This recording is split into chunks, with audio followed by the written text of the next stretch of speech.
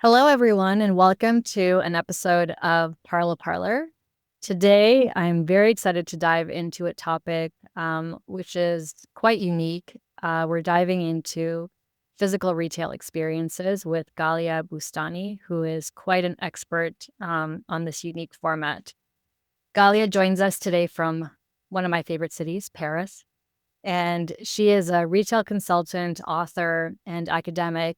And she has done quite a lot of research and has quite a deep knowledge and understanding of pop up formats and ephemeral retail.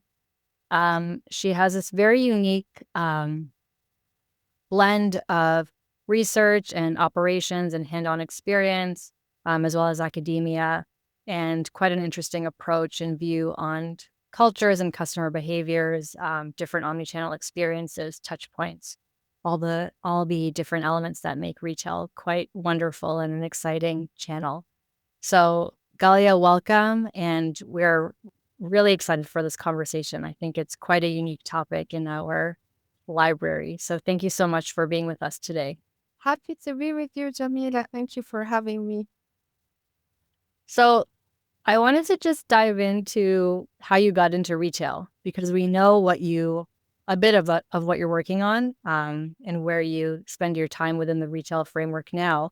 But what brought you into the industry to begin with? I think it was the fascination and the love of retail. It was a childhood thing, I think.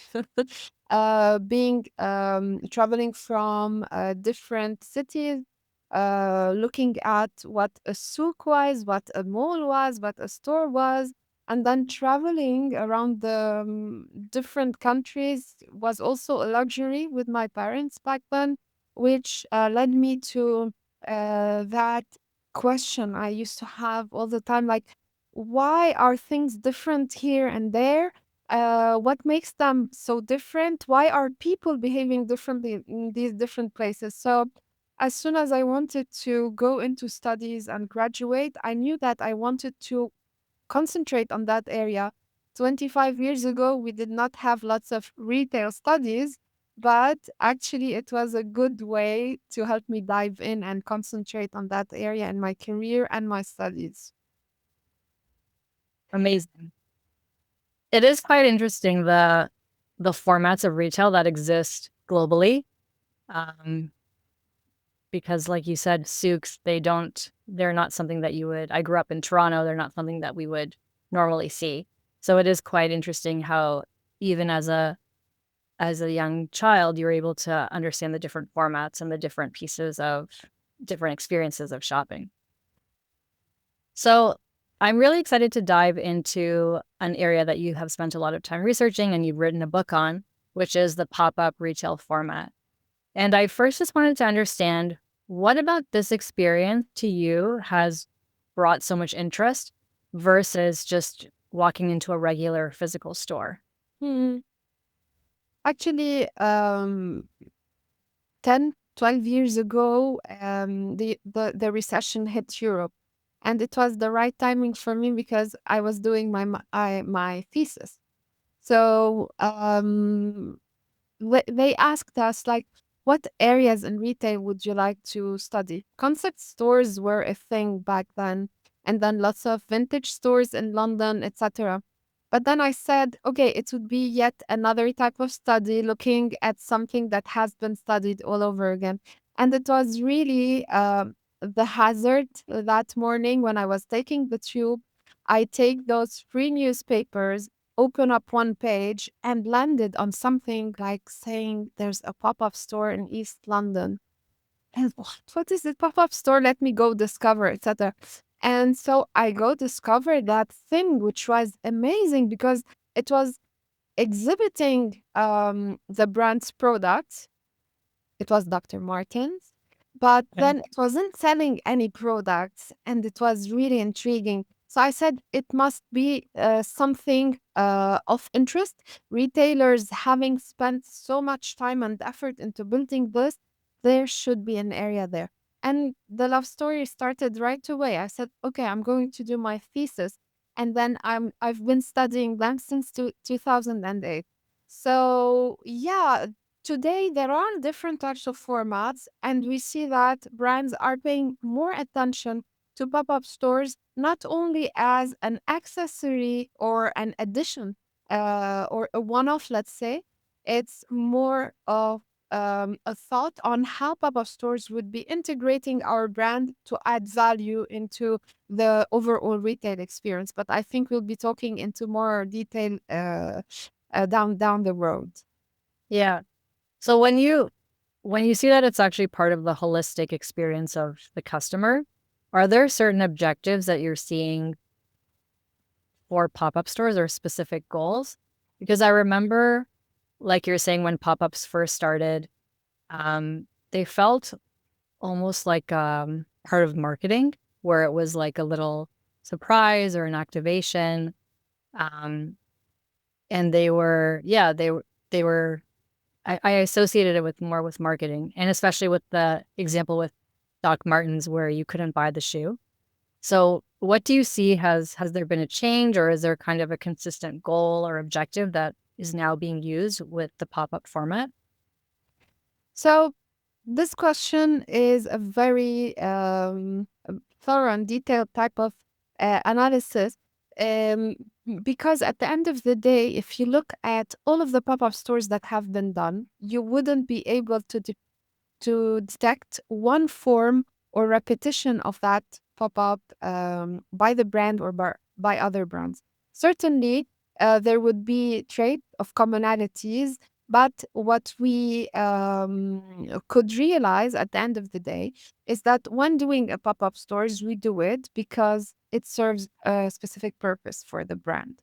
If a retail store, a physical, traditional physical retail store existed, it existed to present the products or the offering to sell them.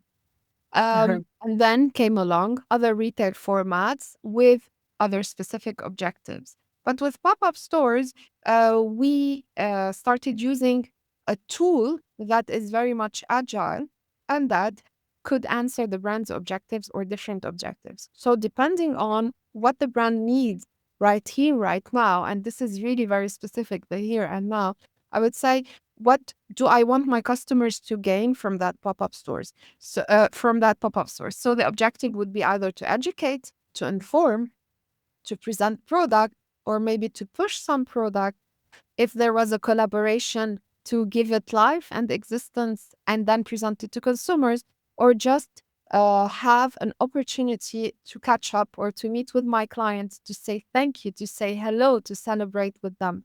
So the list is very long. And the beauty of this format is that brands could invent whatever they want to invent, no judgment there, as long as it done well and it serves the purpose. Pop-up stores are here like to help the brand meet that objective in the best way possible. So then how does the customer experience change when walking into a pop-up versus walking into the But- regular standalone store? So if done well, of course, because there are lots of nuances and varieties of pop-up stores. If done well, the pop-up store should be able to wow the consumer. Like they should go in already with a state of mind like, yeah, I don't want to miss it. I just want to go there. I want to see what's happening. The excitement builds before coming into the store. Once they are in the store, every square foot is an opportunity to create that wow effect, to amaze the customer. And through storytelling, to guide them through something unique and something that makes them happy, makes them laugh, makes them experience something new. And then there is all the trivial things like, let's take a photo, let's have a sample, let's test this or test that. So it's really a series of opportunities to keep wowing and impressing the customer. And once in, they should be able to live that moment of excitement. It, we hope that it also builds crescendo. And then when they leave, they would just get out and say, like, whoa, this was something unique. This was something lovely. And the memory of that pop up store should last. And if it does, then the brand has done something good. Yeah, I'm thinking of some of the examples that we were talking about before we started. We had looked at the pop-ups that Hermès has used. Can you speak a little bit about those? So, if I started giving the example earlier about a mass brand or mainstream brand, lots of luxury brands have adopted pop-up stores.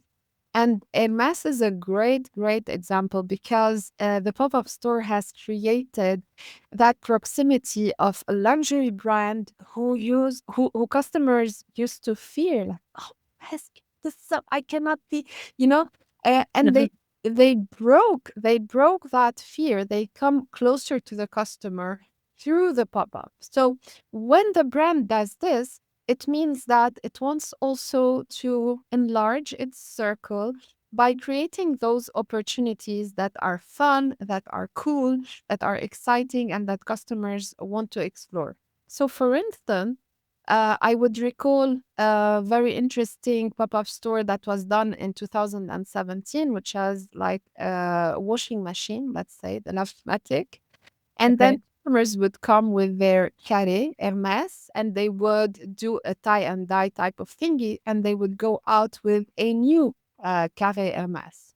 Interesting enough, after a a couple of years, and during COVID, if I recall the date well, 2021, there was a great campaign called the Hermès Fit. Again, Hermès was not selling any type of product there. It created an entire gym like imagined by Hermès, and during which customers could come, assist to a yoga, Pilates class, boxing class, so on and so forth. And during the experience, they could be with other people who are assisting, of course, and all of this happens in an Hermes context. It's interesting, right? Because we're not selling the handbag, we're not selling any accessories. We're just selling a type of, let's not use even the word dream, a kind of happiness that customers would gain from going into and then leaving that type of store. Interesting enough that this Hermes fit traveled the world from New York to London to Paris and to other cities. And every time it came in and hit the city, there was a great media effect combined with that. And this is something interesting that we should tackle. Like the pop-up stores are a great way for customers to connect with the brand, but there's also an important preparation that happens online in order to create that type of attention and then help channel in the experience later on. So there is quite an important responsibility, I guess, to connect the different touch points together. So the pop-up doesn't basically live alone. It's not its own a solo experience just for people who are in that city or on that street, but it does have a responsibility to be executed alongside other touch points. Is that correct? Let's say that anyway, it would make more sense for a pop-up to be experienced by people who live in that area, in that city, in that borough, in that quarter, right? Yeah. Because pop-up stores are more relevant when they are context relevant. So in Paris, let's say, a pop-up that is done in the north or the rive droite is very different from a pop-up done at the rive gauche. Okay, so this being said, it's interesting to say that if a pop up happens anyway, it could be experienced just by the people living around or coming like really desperately to visit it because it wouldn't last forever. At the end of the day, there are things to be lived right here, right now, and they won't last forever. But this being said, there are two scenarios. At first, 20 years ago, when pop-ups started emerging, they would say that if a pop-up should be developed, the customers would go, it's like going hunting for that pop-up store. Comme des Garçons were really pioneers with doing that. But This would require also a lot of effort into creating the pop-up and then the egg hunt. Yeah. Okay, but with social media, there has been also another dimension, which is very interesting because brands have also learned and they developed their expertise into developing these pop-up stores. By this, they said, okay, if the pop-up would happen on the D-Day, I would start communicating, like doing some teasing campaigns ahead of time to build up and create the excitement that I want virally and online. And then customers would go into the pop-up and it would help me generate user generated content, which is really good in terms of value to the brand.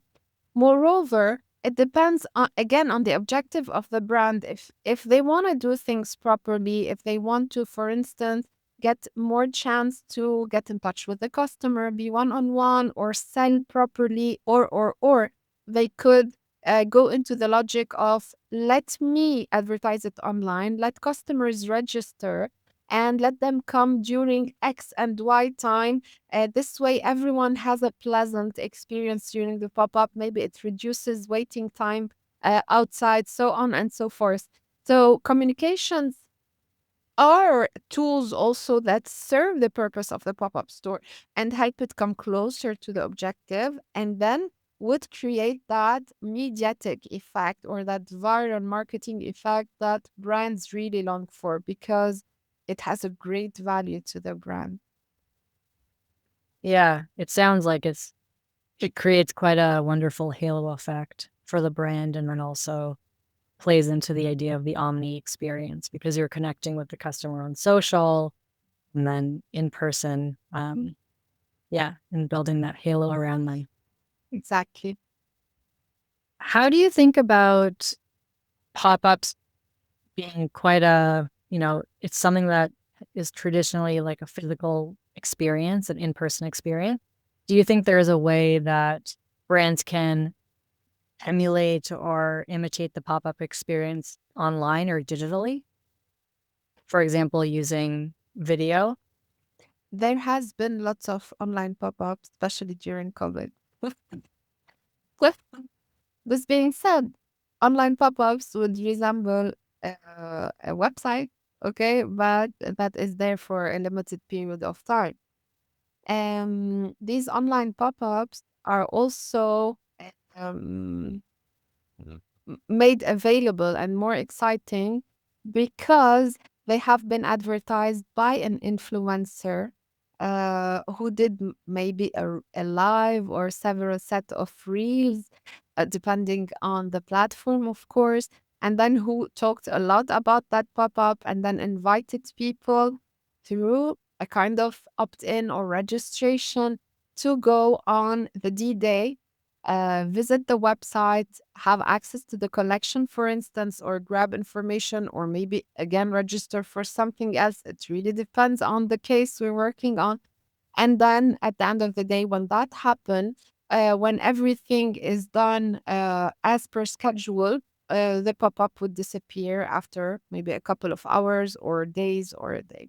So it's really interesting. And there has been a platform who specialized in that and who have created like one-stop type of service to facilitate brands creating that type of pop-up online and then leaving, and they would provide that brand with all of the, let's say, traffic reports, reports, so on and so forth.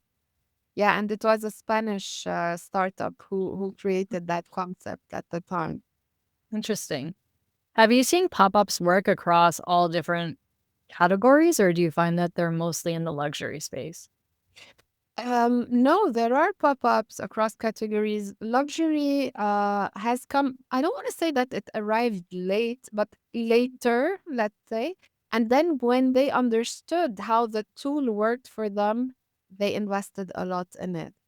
But at first, most of the brands who were doing pop-ups were fashion brands, and then Right. makeup, beauty and makeup do a lot of pop-ups. It's a great tool for them as well to introduce a new line, a new color, do the testing, etc. All of this experimentation for these types of brands happen in a pop-up.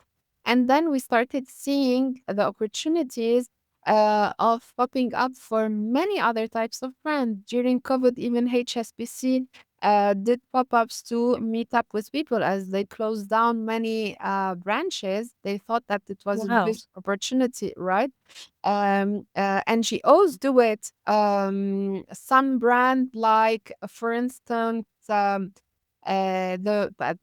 Paris Saint-Germain, for instance, before a match or during a specific period, they do pop-ups. Lacoste, for instance, during the Roland Garros, they do pop-ups. All of these are also opportunities for these types of brands to meet with the right customer, because during that specific period, there is a great potential. So why not come in and pop up? So this is in terms of like non-food.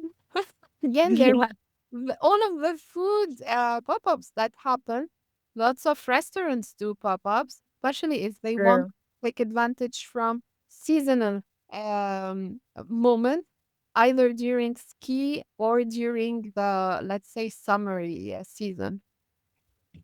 Very true. I'm forgetting about the food part of They- it, and even just seeing restaurants do pop-ups in new cities or chefs moving around. Yes, yes, a great Yeah, opportunity. It's really a great opportunity. yeah. Um, this is very interesting. Are there any pop-ups right now that you're excited about?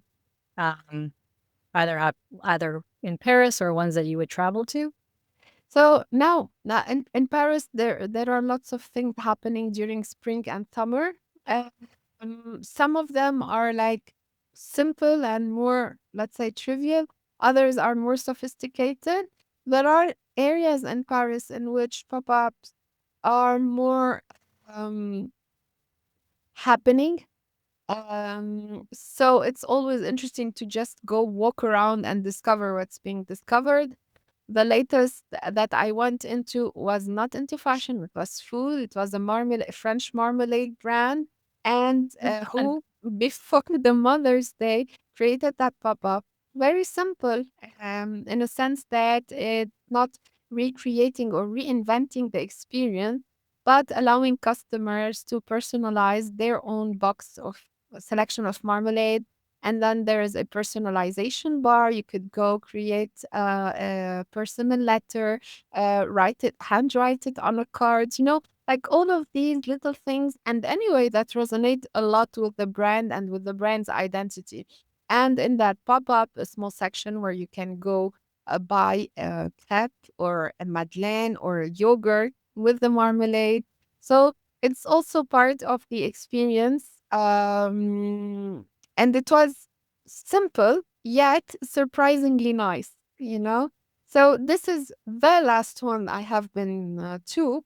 And there are always nice opportunities to discover the luxury pop-ups that happen every now and then. yeah, that's a very sweet idea with the marmalade. Um, this has been super interesting. My last question for you is, um, what do you think is kind of the one question brands need to ask when they're deciding on executing on a pop-up strategy that you think might be forgotten, that they don't spend enough time thinking about, which makes the difference between one that's that's been very successful and one that maybe didn't go as well as it could have? I mean, why do you want to do the pop-up? What is the added value that the pop-up is going to have if you're doing it? Right? Most of the times when we talk to brands who want to do a pop-up, it's because they just want to come to that city and do something temporary to sell the merchandise, right? But Mhm. this is not the raison d'être. This is not why we need to do a pop-up. So sometimes when you talk to brand managers, people who work for the brand, and you just ask them, why do you want to do the pop-up? Actually, the answer in their heads is not there. They don't know why they want to do it because everything is related to KPIs. unfortunately, with pop-up stores, we cannot calculate in the same way as we're doing a traditional or a classic type of store opening, right? It's not Mhm. square meters, how much I put decor, how much I invested in services, and how much I'm going to sell and what's my return, right? With pop-up, there's a different logic. The objectives are different and the calculations are very much different. Actually, if I have already set up different touch points, be it online, offline, or a concession or a department store, you name it, if I'm adding that pop up store, I should be rethinking the way I am calculating the profit because just by chit chatting today, we understand that the effects are not always tactile, right? They are related to identity, to image, to the brand resonating, etc. And it takes a lot of time for a pop-up store to become efficient in terms of like it yielding positive financial returns to the brand. It takes a lot of effort, a lot of repetition, and a lot of investment. Right. So this being said, we should be really careful into navigating those concepts, and at the end of the day, understanding why am I doing a pop up and how is it different from other touch points that I have already adopted in my brand. Yeah, that's a great point. Just going, yeah, asking that simple question. Why Yeah, am I doing this? Yeah. exactly. And that will guide how it's executed and what you want out of it. Well, Galia, this was extremely interesting. Thank you so much for being with us today, and sharing some of these insights you have. And also, I feel quite inspired to go outside and see what I find today in London, with different formats, whether it's food or fashion or something else. Thank you so much. Thank you, Zamira. Thank you so much.